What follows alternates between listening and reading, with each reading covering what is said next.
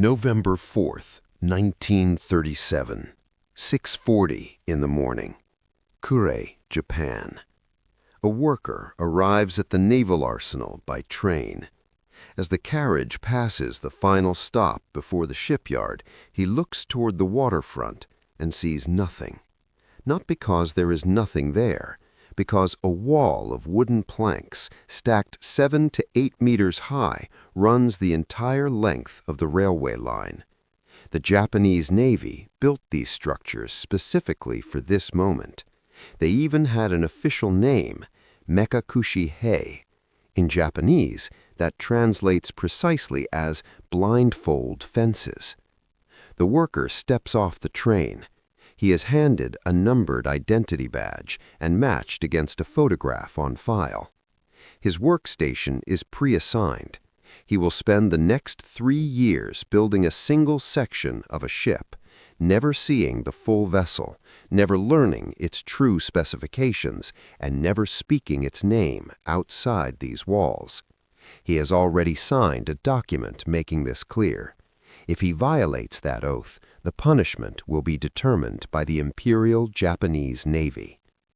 What the world expected at this moment, a Japan in quiet retreat from the international community. In 1936, Tokyo had walked away from the London Naval Conference. Every major naval power assumed Japan was simply accepting its place in the existing order, returning to normal, standing down. What was actually happening behind those blindfold fences, Japan had broken ground on the single most powerful warship in human history. Here is what they never taught you. A ship displacing 72,800 tons, 9 guns so large that every single shell weighed more than a family car, armor so thick that Japan's engineers had to invent an entirely new way to build a hull because every method used before could not hold it. This is the story of how Japan built the Yamato, how they hid it from the world, and how the engineering decisions made inside those 8-meter fences changed naval warfare forever. To understand why Japan built the Yamato in absolute secrecy, you need to understand one number: 35,000 tons. That was the hard limit. Under the Washington Naval Treaty of 1922 and the London Naval Treaties that followed, every major naval power agreed that no new battleship could displace more than 35,000 tons. The United States, Britain, France, Italy, all signed, all complied. The Yamato would be built at 72,800 tons, more than double the treaty limit. This was not an oversight. It was a calculated decision made at the highest levels of the Imperial Japanese Navy, and it required that every worker, engineer, and admiral involved never speak a word about what they were building. But why build something this large in the first place? Think about the strategic position Japan was in during the mid-1930s. The Washington Treaty had locked in a naval ratio. For every 5 battleships the United States could field, Japan could build 3. In pure numbers, Japan would always be outnumbered in the Pacific. The answer, Japanese naval planners decided, was not to build more ships. It was to build ships so individually powerful that a single vessel could defeat 2 American battleships in open water. The concept had a name: Kantai Kasen, the decisive fleet battle. One massive engagement where Japan's smaller but individually superior force would destroy a larger American fleet before it could bring its full numbers to bear. To execute Kantai Kasen, Japan needed a ship unlike anything afloat. But here is what the strategists never fully reckoned with. Building a ship powerful enough to execute that plan required solving 3 separate engineering problems. Each one, on its own, was considered nearly impossible by every naval engineering bureau in the world. Together, They represented the most ambitious naval construction challenge in history. The lead designer assigned to solve all three simultaneously was Rear Admiral Keiji Fukuda, who took over the Naval Technical Department's Design Bureau and oversaw the development of more than 24 separate design variants between 1934 and 1937 before the final configuration was approved. And before a single piece of steel was shaped, Japan first had to confront the most fundamental problem of all.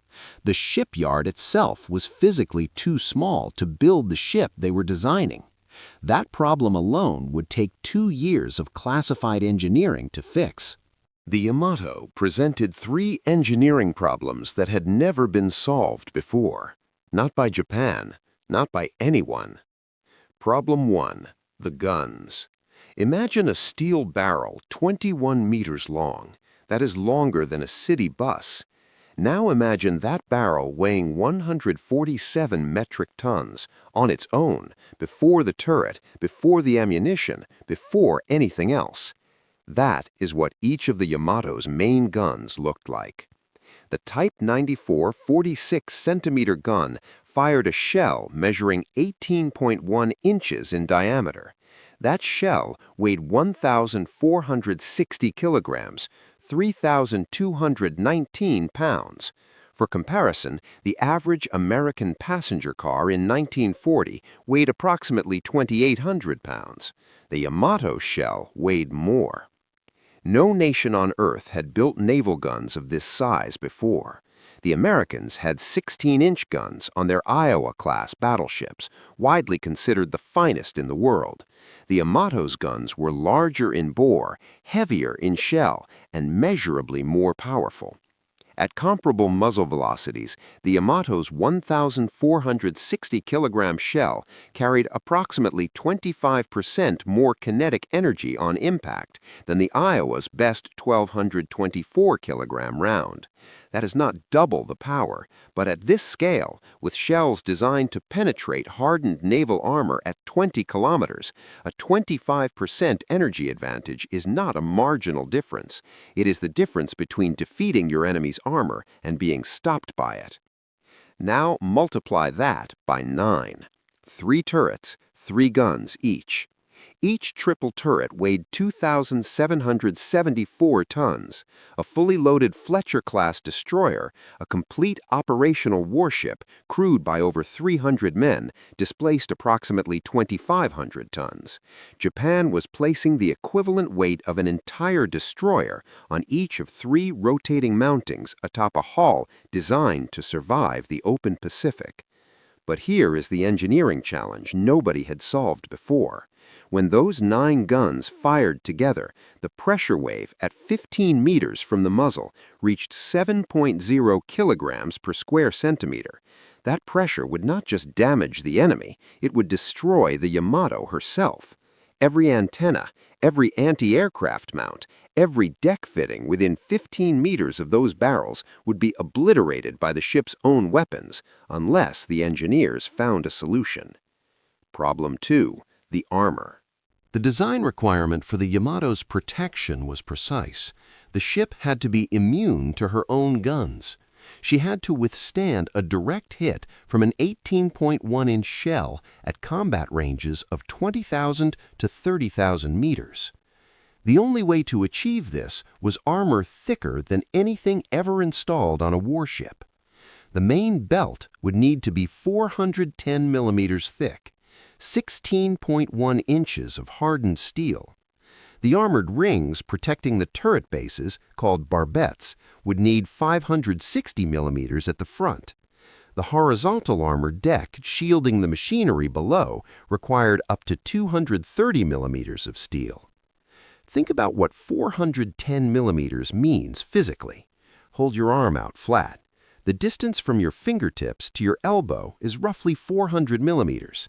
That is how thick the steel on the Yamato's sides needed to be, across every critical section of the ship's waterline.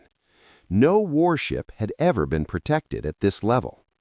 Problem 3. The hull. Here is the constraint that made everything harder. The Yamato had to pass through the Shimonoseki Strait, the narrow channel between the Japanese home islands of Honshu and Kyushu. That strait imposed a hard physical limit on the beam, the width of any Japanese warship. The Yamato needed to be 38.9 meters wide to carry this armor and these guns. That figure was pushing against the absolute limits of those waters. And the Kure Naval Arsenal's existing dry dock? It was not large enough. It had never been designed for a vessel this size. The dock had to be deepened and widened before construction could even begin, a classified engineering project in itself, because the dimensions of the expanded dock would immediately reveal the dimensions of the ship being planned. 3 impossible problems. Japan had committed to solving all 3 simultaneously, in secret, in 4 years. The solution. Part 1. Building the shipyard before building the ship. Before a single structural frame was shaped, Japan had to solve the most foundational problem of all. The Yamato had nowhere to be built. The Kure Naval Arsenal's primary dry dock was not wide enough, not deep enough, and not structurally capable of supporting a vessel this size. The decision was made in 1934. The dock would be expanded. But expansion itself was a classified operation because the dimensions of the new dock would immediately communicate the dimensions of what was being built inside it. Workers at Kure deepened the dock bed and widened the walls in controlled, measured stages. A roof was constructed over approximately 1/4 of the dock's full length, specifically the section directly visible from a prominent hill overlooking the harbor, using timber framing and canvas sheeting to break the sightline. Along the full length of the Kure Railway approach, those 7 to 8 meter mekakushi-hei blindfold fences were erected. Homes in the surrounding area that had windows facing the shipyard were ordered to have those windows permanently blocked and sealed. Every worker involved in the dock modifications signed a secrecy oath. Every worker who would later build the ship signed the same. The text of that oath was preserved and is part of the historical record. Quote, "I am aware that all work involving the construction of this battleship is vital to national security. I will make utmost effort to maintain the secrecy of the project and swear that I will leak no information relating to the said battleship, even to relatives and close friends. In the event I violate this oath, I will submit to the punishment determined by the company and the Navy." Every worker was photographed and their identities verified on both entry and exit every single day. Each worker was assigned to a specific compartment of the construction. A man building structural frames in the lower hull had no visibility of the gun systems above. A man installing armor plating on the sides never entered the propulsion spaces below. It was compartmentalization on an industrial scale. Kure was a naval city. Most of the town worked at the shipyard in some capacity. Survivor Hiro Kazushi, one of the Yamato's original crew members, described the secrecy this way in a later interview. The building team was comparing photos on entry and exit, and construction was hidden behind a wooden fence around the dock. But he added, with the honesty that only a survivor can give, that probably half the town knew about the Navy's big secret. The fences kept the ship invisible. They could not keep the existence of something enormous a secret from a city that lived around it. The solution, Part 2. The hull shape no other warship had attempted at this scale. Here is where Rear Admiral Fukuda's design bureau made a decision that a significant number of engineers on the project initially resisted. The Yamato was, by engineering necessity, extraordinarily wide for her length.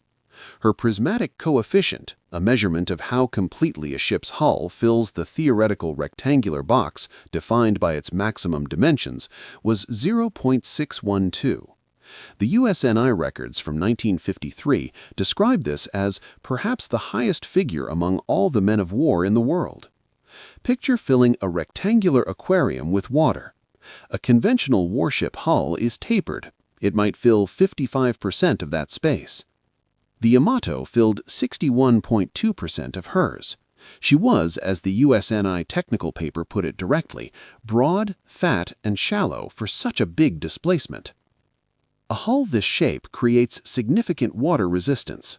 Moving a wide object through water requires far more energy than moving a narrow one. The design team ran 50 separate scale model tests in towing tanks to measure exactly how much resistance the hull would generate at operational speed, and the results required a solution. The answer was a bulbous bow, a rounded, torpedo-shaped protrusion built below the waterline at the forward end of the ship. The principle works like this. Imagine a wave builds up ahead of a ship's hull as it moves through water, like a bow wave. The bulbous bow creates a second, counteracting wave beneath the waterline that partially cancels the first. The two waves interfere with each other destructively, and the result is lower total resistance than a conventional bow would produce. For merchant ships, this concept was not new. For a warship of this size and displacement, deploying it was a genuine engineering commitment. Several engineers raised structural concerns. A protrusion of this kind would absorb battle damage differently than a clean hull. The Design Bureau's calculations prevailed. The bulbous bow would reduce hull resistance by 8.2%. Applied across 150,000 shaft horsepower of steam turbine propulsion, that reduction was the margin between reaching 27 knots and falling short of it. The bulbous bow stayed. It was built into the Yamato's keel when the keel was laid. The solution, Part 3, Armor that becomes the ship. This is the engineering decision that almost no mainstream history of the Yamato mentions, and it is arguably the most technically significant thing about how she was built. On a conventional warship, armor is added to the hull after the structural frame is complete. The frame carries the structural load. The armor plates are bolted or welded on the outside as protection. Think of it as building a house first, then cladding the exterior walls. On the Yamato, Japan's engineers reversed this entirely. Because the armor plates needed to be so extraordinarily heavy, 410 millimeters on the main belt, up to 560 millimeters at the barbettes, they weighed more than the underlying structural frame could support if treated as add-on cladding. So the Design Bureau integrated the armor directly into the structural skeleton of the ship. The Vickers-hardened steel plates were engineered to carry longitudinal and transverse stress loads as part of the hull structure itself. The armor did not sit on the hull. The armor was the hull. This had a profound and immediate consequence for the construction process. Conventional warships were launched as bare steel hulls, floating, then completed. The Yamato could not follow this sequence because removing the armor before launch would compromise the structural integrity of the hull. She had to go into the water with most of her armor already in place. Here is what those 33 months of construction actually looked like, stage by stage.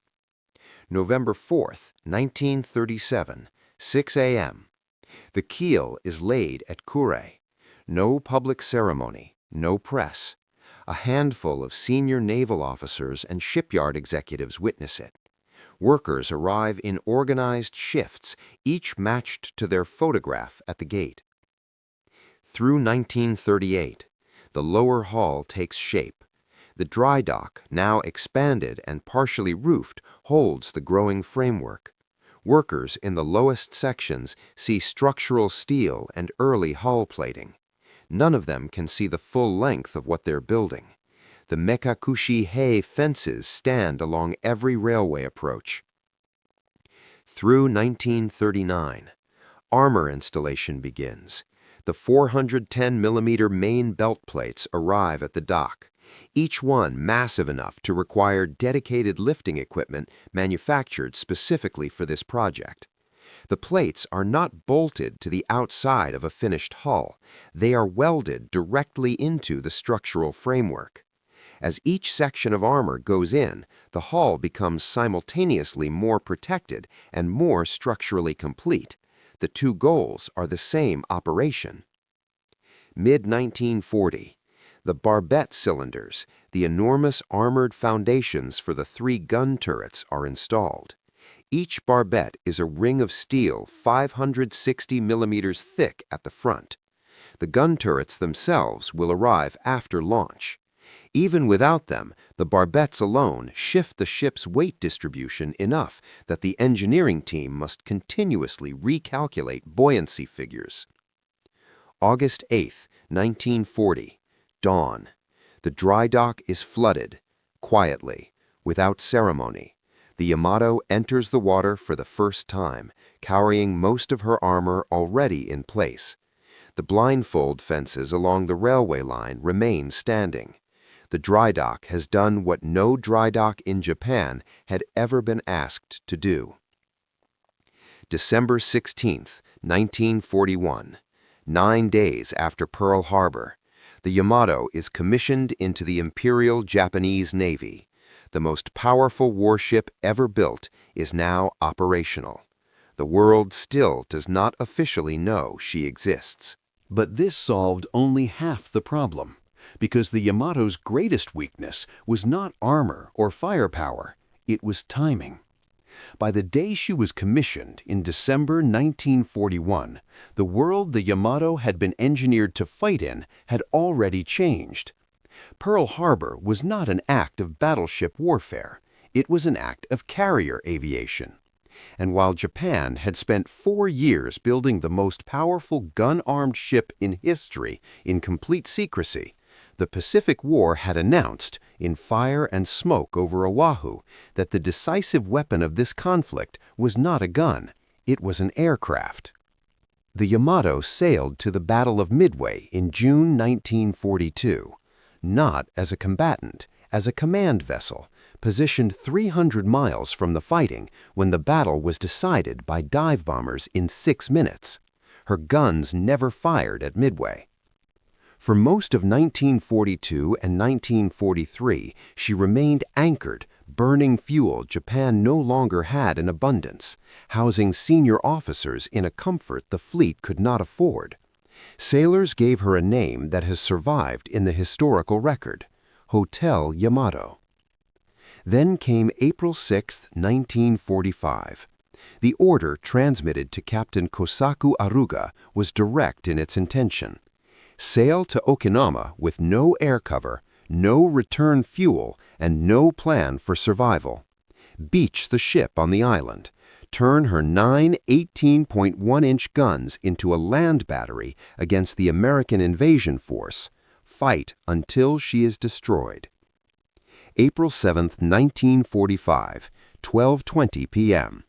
The first wave of American aircraft appears on Yamato's radar. Task Force 58 has been tracking the ship since before dawn. U.S. codebreakers had intercepted the operational orders. The ambush was waiting. Task Groups 58.1, 58.3, and 58.4, aircraft from the carriers San Jacinto, Bennington, Hornet, Belleau Wood, Essex, Bunker Hill, Baton, and Cabot converge in coordinated waves, approximately 400 American aircraft in total. The attack is methodical. Torpedo bombers concentrate entirely on the port side, a deliberate tactic designed to flood the left flank and overwhelm the ship's ability to compensate. Torpedo hit follows torpedo hit, all on the same side. By 1 p.m., the list to port reaches 16 degrees. By 2 p.m., it reaches 35 degrees. The port rail is nearly submerged. The ship cannot steer. It is locked in a slow, counterclockwise circle in the East China Sea. April 7, 1945, approximately 2:23 p.m., the Yamato explodes. The list had passed 90 degrees and continued to roll. The 18.1-inch shells in the forward magazine had slid from their racks, struck their fuses, and detonated. The explosion produced a mushroom cloud, rising more than 6 kilometers into the sky, visible from 160 kilometers away on the island of Kyushu. The entire engagement, from first aircraft attack to final explosion, lasted under 2 hours. Of the 3,332 men aboard the Yamato, 276 survived. American losses, 12 men and 10 aircraft. And here is where the story becomes truly remarkable, because what the Yamato's death proved changed every navy on Earth. The Yamato was not destroyed because she was poorly engineered. She was not sunk because Japan's metallurgists or naval architects had failed. The armor system performed exactly as designed. The hull, subdivided into more than 1,000 watertight compartments, fitted with an extensive network of pumps and counter-flooding tanks, absorbed torpedo strike after torpedo strike that would have ended any other warship in the Pacific in a fraction of the time. She took at least 11 confirmed torpedo hits and 6 direct bomb strikes before the internal magazine detonated. She sank because the age of the gun-armed battleship was finished, and the Yamato's death was the final, definitive proof. After April 7, 1945, no navy on Earth ever again commissioned a gun-armed battleship as a primary capital ship. Not the United States, not Britain, not the Soviet Union. The capital ship of the modern era would be the aircraft carrier, a reality the Yamato herself had helped accelerate by consuming Japanese industrial resources and strategic thinking that could otherwise have gone into naval aviation. The armor engineering principles Japan developed for the Yamato did not disappear with the ship. The inclined belt concept, tilting armor at 20 degrees to increase effective thickness against incoming shells, influenced post-war naval design thinking. The structural integration of armor as a hull load-bearing component, rather than a bolted-on addition, changed how naval architects thought about weight management on large, heavily protected vessels. These were not minor refinements, they were paradigm shifts in how warships were conceived and built. Consider this. If the design bureau had removed the bulbous bow, as several engineers initially argued, the Yamato would have been 2 to 3 knots slower. At that reduced speed, she could not have maintained formation with her escort destroyers during Operation Tengo. She would have arrived at Okinawa alone, hours ahead of any coordinated attack. The 276 men who survived were in the water before the escorts could reach them. Remove those 2 to 3 knots from the equation, and the question of whether any of them made it out becomes considerably darker. The Yamato lies today at 340 meters below the surface of the East China Sea in 2 main sections on the seafloor southwest of Kyushu. Japanese expedition surveys have confirmed her position and photographed the wreck. The hull is largely intact. The armor plating, 410 millimeters of Vickers hardened steel, still structurally sound, is still there. The inclined belt armor principle that Japan developed to defeat 18.1-inch shells at Kure in the late 1930s directly influenced how naval engineers thought about protection geometry for decades after the war. The same core concept, angling an armor surface to increase the effective thickness against a projectile's trajectory, appears in modern composite protection systems adapted for contemporary materials rather than steel plate. The physics did not change, only what the armor was made of did. The next time you see a documentary about a modern destroyer or guided missile cruiser, notice the angled surfaces on its hull geometry. Those angles are not aesthetic choices. They are the engineering descendants of the work done by Rear Admiral Fukuda's design bureau in a classified shipyard behind 8-meter blindfold fences in a city where half the population already knew a secret the Navy could not fully contain. One design bureau, one decision to tilt a belt of steel at 20 degrees, and the most powerful warship ever built became harder to kill than anything else on the ocean. The lesson is not comfortable. They solved every engineering problem the ship demanded, and then the war moved to a domain the ship could never follow. If this channel uncovers the engineering secrets that changed history, subscribe and turn on notifications. Every video goes deeper than the documentaries. Drop a comment below. Do you think Japan's engineers made the right call, or was the Yamato's construction a strategic miscalculation from the very first blueprint?